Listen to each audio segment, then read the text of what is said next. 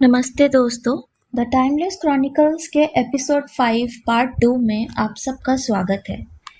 चलिए जानते हैं 1850 से 1900 के बीच की घटी और ऐतिहासिक घटनाएं जो भारत में घटी।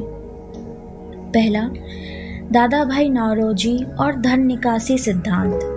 भारतीय स्वतंत्रता आंदोलन में दादा भाई नौरोजी की महत्वपूर्ण भूमिका रही। वे भारतीय राष्ट्रीय कांग्रेस के प्रमुख नेताओं में से एक थे और उन्होंने ब्रिटिश शासन के आर्थिक शोषण पर ध्यान केंद्रित किया।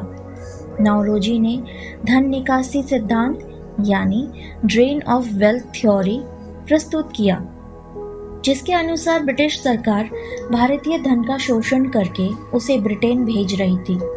उनके इस सिद्धांत ने भारतीयों के बीच आर्थिक राष्ट्रवाद को जन्म दिया और अंग्रेजों के खिलाफ गुस्से को बढ़ाया। दूसरा, वर्नाकुलर प्रेस एक्ट 1878। ब्रिटिश सरकार ने भारतीय प्रेस पर नियंत्रण करने के उद्देश्य से 1878 में वर्नाकुलर प्रेस एक्ट पारित किया। यह कानून भारतीय भाषाओं में प्रकाशित समाचार पत्रों पर प्रतिबंध लगाता था और उनके खिलाफ कार्रवाई की अनुमति देता था। इस कानून का उद्देश्य भारतीयों के बीच बढ़ती राजनीतिक जागरूकता और ब्रिटिश शासन के खिलाफ हो रहे विरोध को दबाना था। हालांकि इस कानून का व्यापक विरोध हुआ और बाद में इसे रद्द कर दिया गया।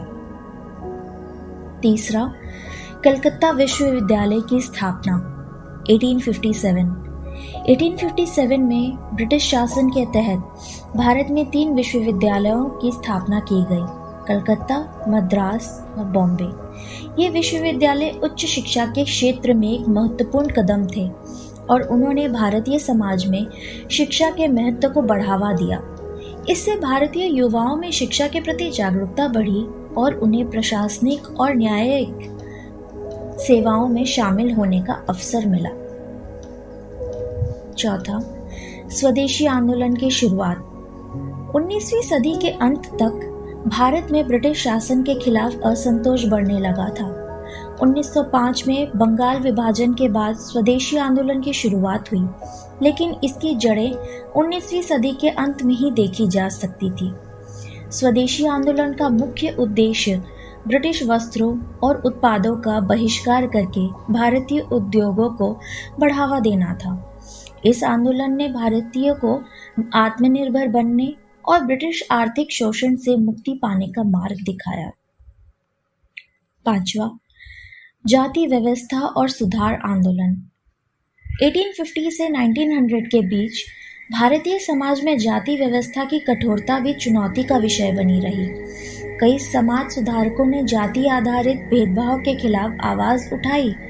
ज्योतिराव फुले और सावित्रीबाई फुले ने दलितों और महिलाओं की शिक्षा के लिए महत्वपूर्ण कार्य किए।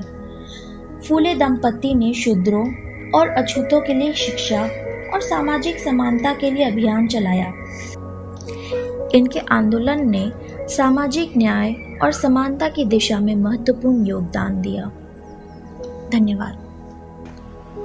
अगर आपको हमारा कंटेंट पसंद आया हो तो लाइक करें, सब्सक्राइब करें और बेल आइकन को दबाएं ताकि आपको नए वीडियोस की जानकारी सबसे पहले मिले। धन्यवाद।